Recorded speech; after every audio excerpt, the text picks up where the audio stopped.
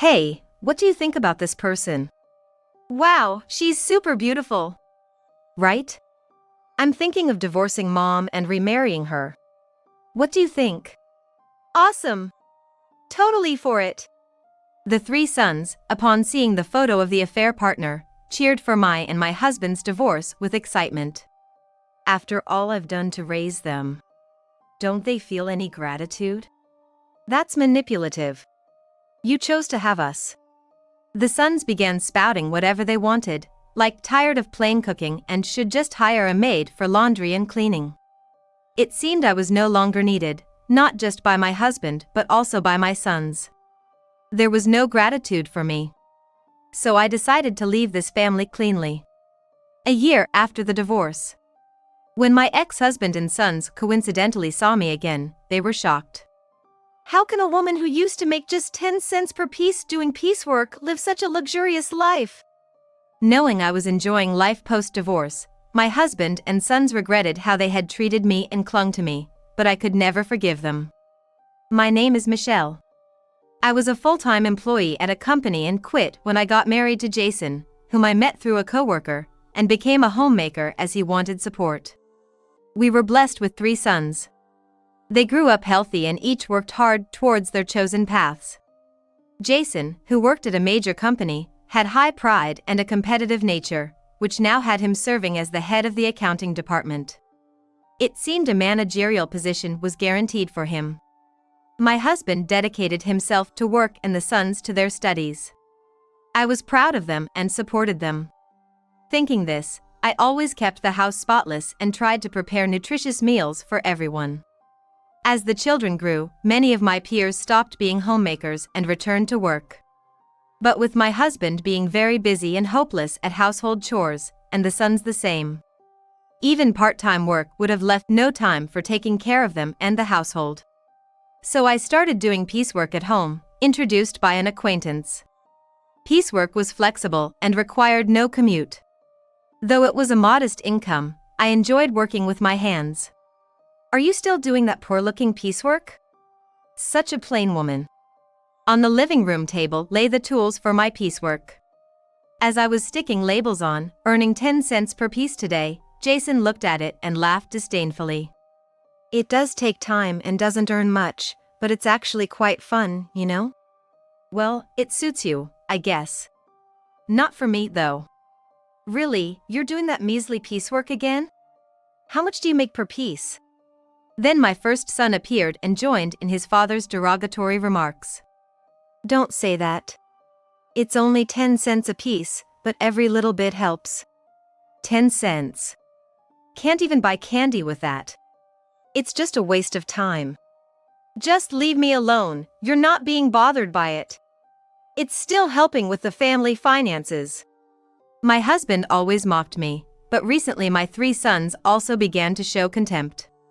My sons were teenagers and perhaps found their mother annoying at that sensitive age.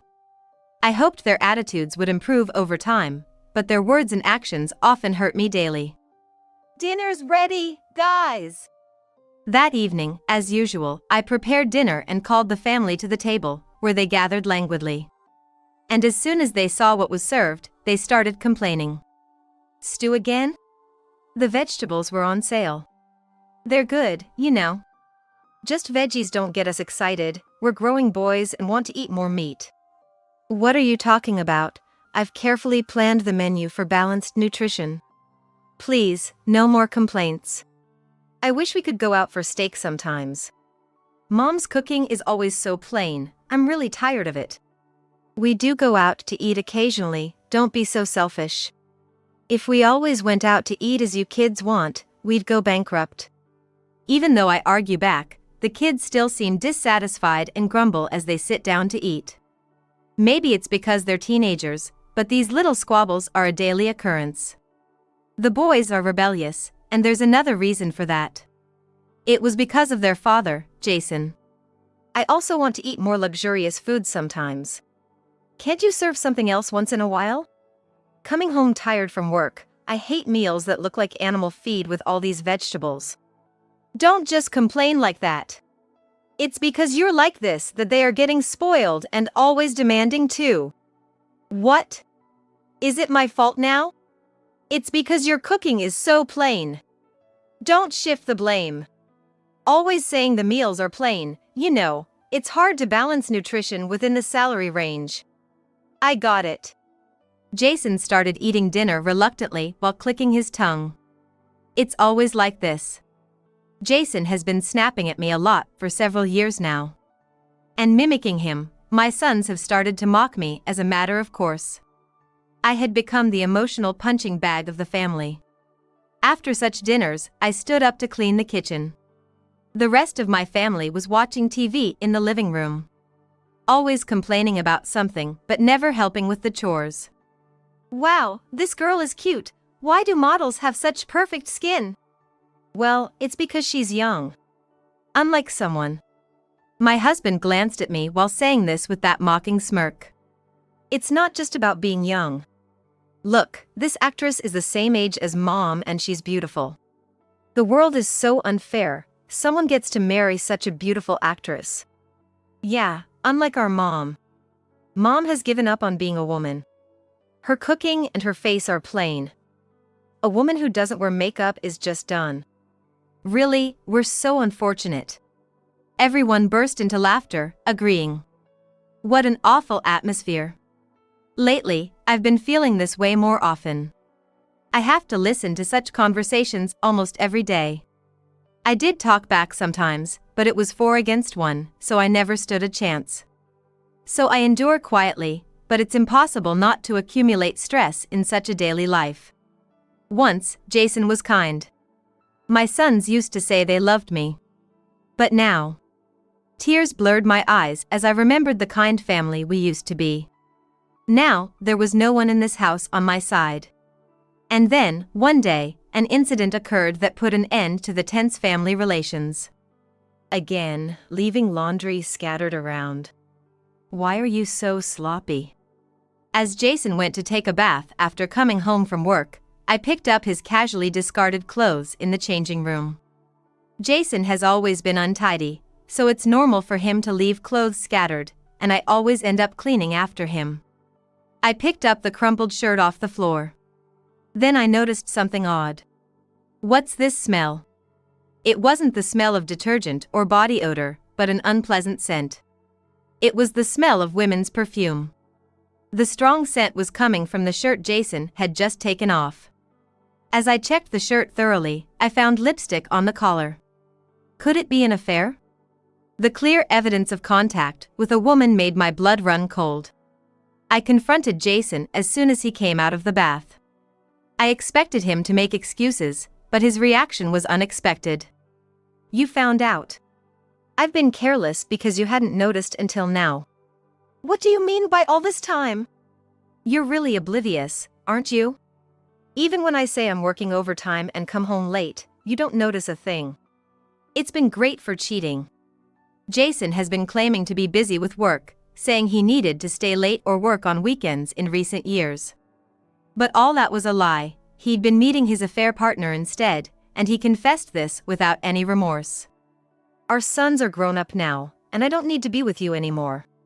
I'm at my limit having to look at your dreary face. Hey, guys, come here, I've got something to talk about. Casually, my husband called out to the sons in their rooms. Wondering what was going on, the 3 of them came out of their rooms.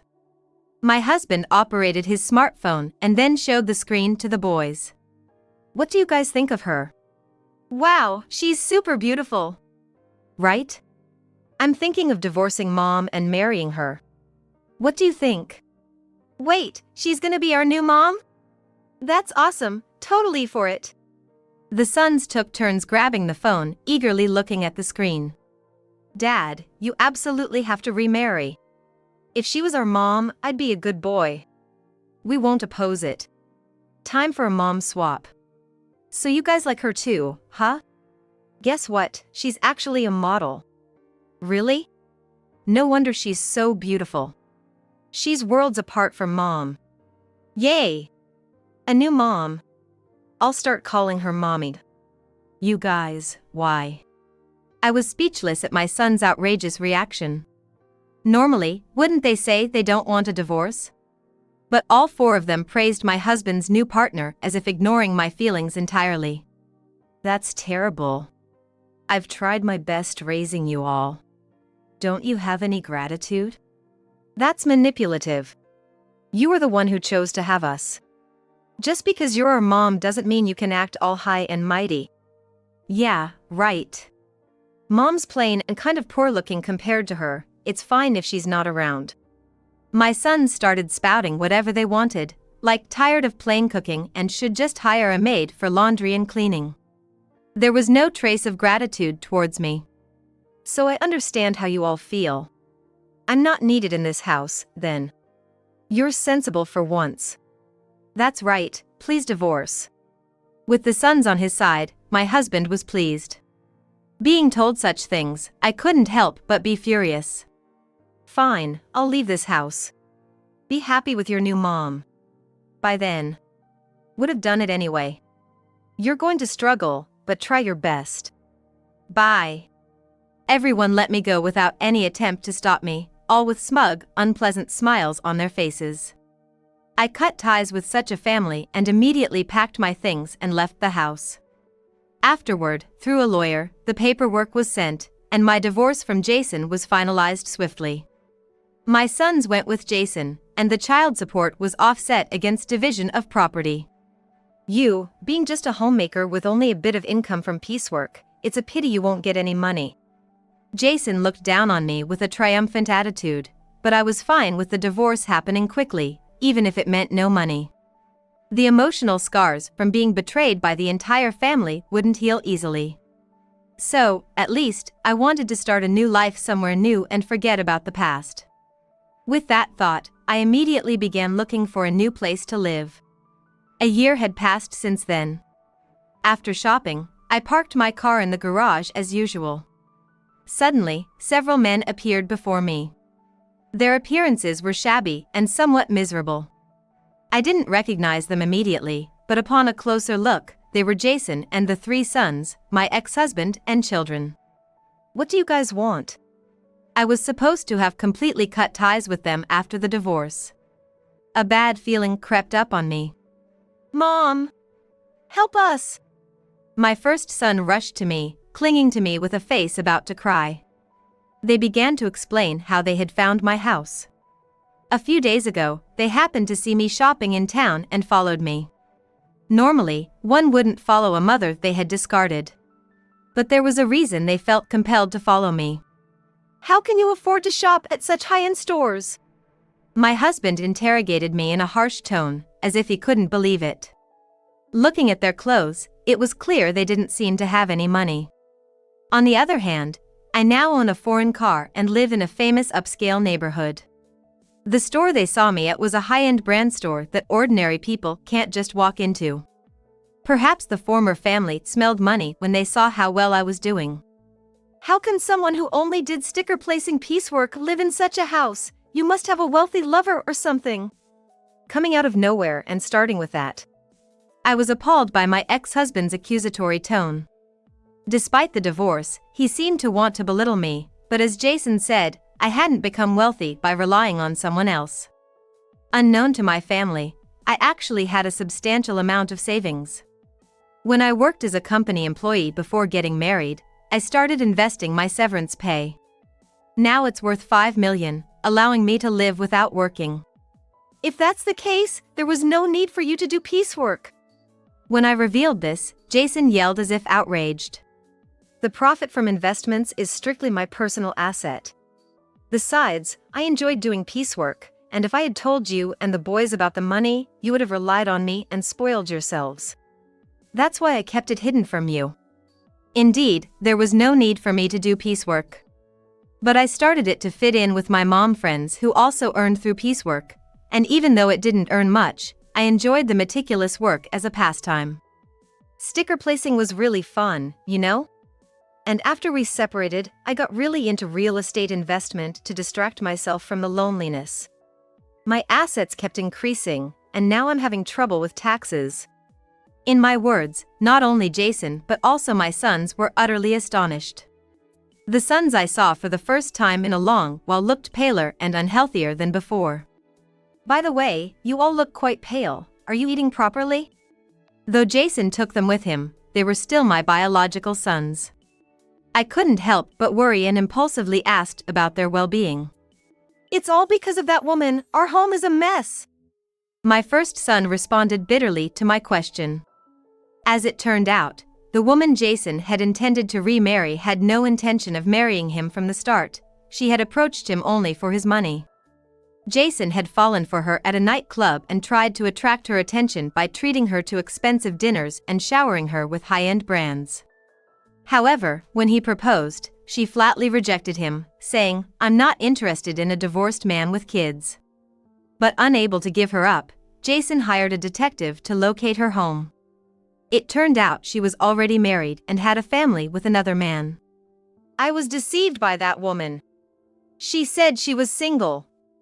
I can't believe she was already married. She tricked me. Jason stomped his feet in frustration, evidently upset about being deceived and exploited. But this man had once discarded me. I couldn't feel a shred of pity for him. Mom, being apart made us realize we need you. Right, the house is dirty without you, and we're sick of ready-made meals. Come back quickly. Help us. My sons began to plead tearfully for me to return home. All right. I sighed, and overwhelmed by their clinginess, I agreed to return home. Then they all joyfully celebrated.